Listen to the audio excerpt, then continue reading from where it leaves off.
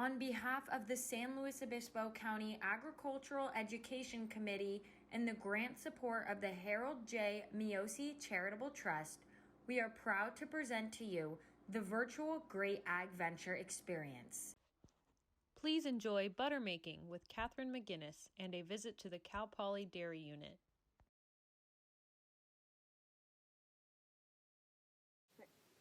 Hi, my name is Robin Smithling, and I am the husbandry manager over at the Cal Poly Dairy. Here we milk about 240 cows. Half are Holsteins, half are Jerseys. We do have about 500 total animals on this campus. Right here in the parlor, we are currently milking the Jerseys. The Holsteins will be coming in momentarily. To go over some of the milking procedure, the first thing that the inside milker will do is they will prep using a soap, and they will dip each teat, fully coating it. Then they will go through and what we call strip. So they will strip out each of the quarters and look for any abnormalities that are in the milk. And as long as everything's all clear, they will wipe off the soap with paper towels. And then finally they'll attach the cow to the machine after the cow is completely milked out, which takes about 5 to 7 minutes. The machine will automatically detach, and then we will post-dip the cow with a darker liquid. After that, they are released and they can go back to their pen, and a new set of animals are let in. Right here we have our close-up cows. They're about 3 weeks away from calving, and they're currently eating what we call TMR, which is a total mixed ration.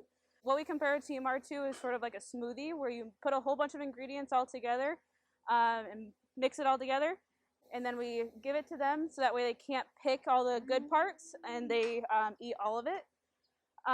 So each group gets fed their own special diet so that way they get all of their nutrients that they need. So behind us we have all of the Cal Poly calves that are on bottles. We have about 45 calves on bottles right now. They get put into single hutches right after they're born, after they get their first milk colostrum. This will help prevent any disease spreading from calf to calf. They stay in these single hutches for about 9 to 10 weeks, and they get bottles twice a day for 8 weeks.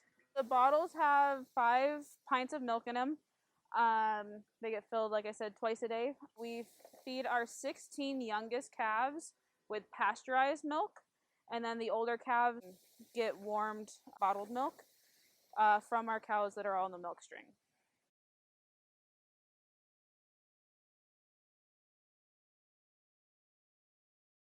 Hi, my name is Kathryn McGinnis, and I'm here to talk about butter today.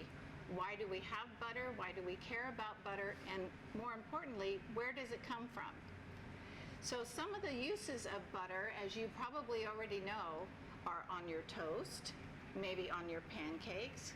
But today we will be having it, we will make our own butter, and we will be serving it on saltine crackers.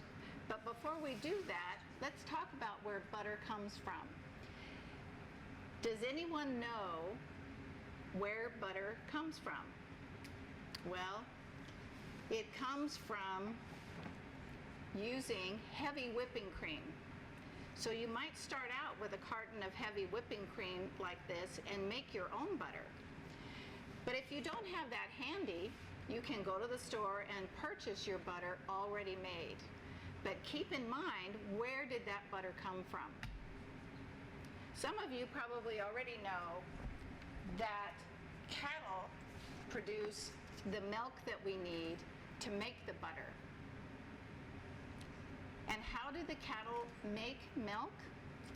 Well, first, we have to understand that the milk comes from the mother cows.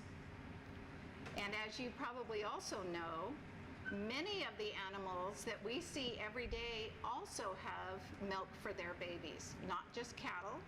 We have pigs, we have dogs, we have cats.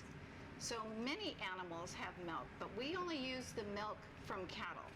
And this particular breed of cattle happens to be Holstein, one of the most popular breeds for cow milk and the making of butter. The cattle usually are raised in a barn or on a farm very similar to this. Many times they spend most of their time out grazing in the pasture or in the field, and once they have enough milk, they come in to be milked by the farmer.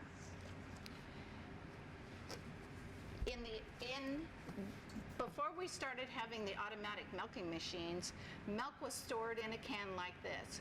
Your great-great-grandfathers and great-great-grandmothers may have stored their milk in a can like this. And they may have kept this can down in their cellar so that it stayed cool before they had refrigeration. But now our milk is stored in a carton like this, which makes it very handy. A lot of times the cattle are fed from grain. This grain, when they eat it, is what helps them make milk, make the milk that we drink and that we make butter. And you probably can think of some other items that we make from milk. For example, ice cream, whipping cream, are just a couple of examples that you might use for milk.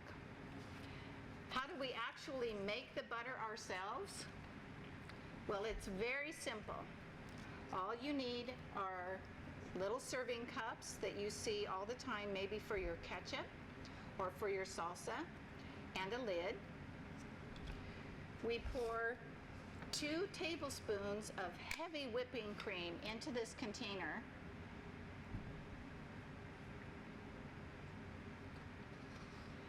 And that's when the action begins.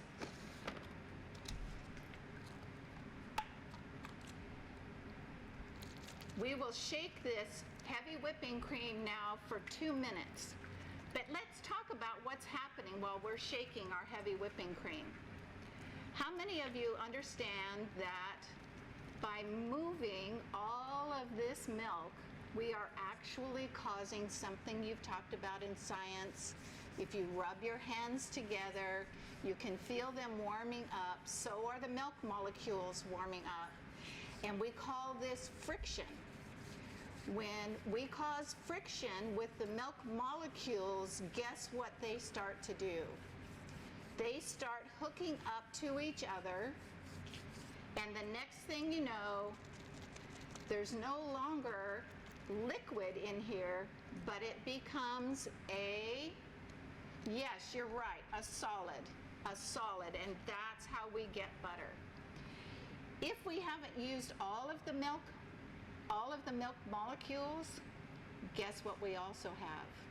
We have butter and we have non-fat milk. We can eat the butter and we can drink the milk. So it's all good for you. It's all usable.